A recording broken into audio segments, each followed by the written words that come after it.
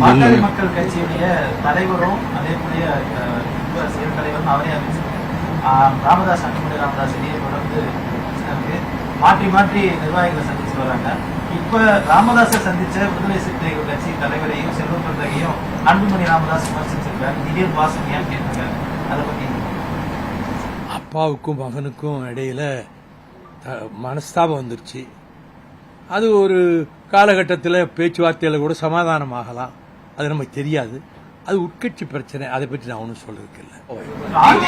சில காரணங்களால வெளியில வந்த மதிமுக இன்னைக்கு திமுகவினுடைய வெற்றிக்காக பாடுபட்டு உழைப்போன்னு சொல்றீங்க. மதிமுகவினுடைய எதிர்காலம் எதை நோக்கி சார் இருக்கு? எதுக்காக திமுகவோட போனோம்னு மிக தெளிவான அறிக்கை கொடுத்தோம். நாங்க இந்துத்துவ சக்திகள் தமிழ்நாட்டிலே காலூன்றிவிடக் கூடாது என்பதற்காக, திராவிட இயக்கத்தை பாதுகாப்பதற்காக, திராவிட முன்னேற்ற கழகத்தோடு மறுமலர்ச்சி திராவிட முன்னேற்ற கழகம் உடன்பாடு கொண்டு கூட்டணியிலே சேர்வது என்று நாங்கள் முடிவெடுத்தோம் உயர்நிலை குழுவிலே.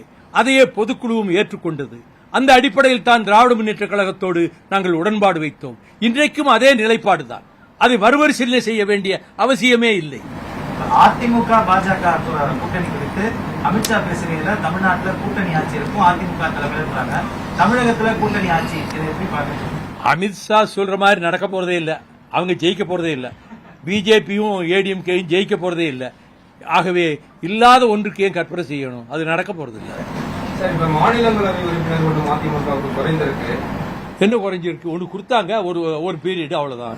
குறைந்திருக்கு. சட்டமன்ற தேர்தல் அந்த சீட் பேரத்துல டிமாண்ட் வைக்கப்படுமா? அதிக சீட் இதெல்லாம் தேர்தல் வரும்போது கூட்டணியில பேச வேண்டிய பேச்சு. அதையெல்லாம் இப்பயே நண்பர்களே உங்ககிட்ட சொல்ல முடியுமா? எல்லாம் அதெல்லாம் ஒரு விரக்தியிலும் இல்ல.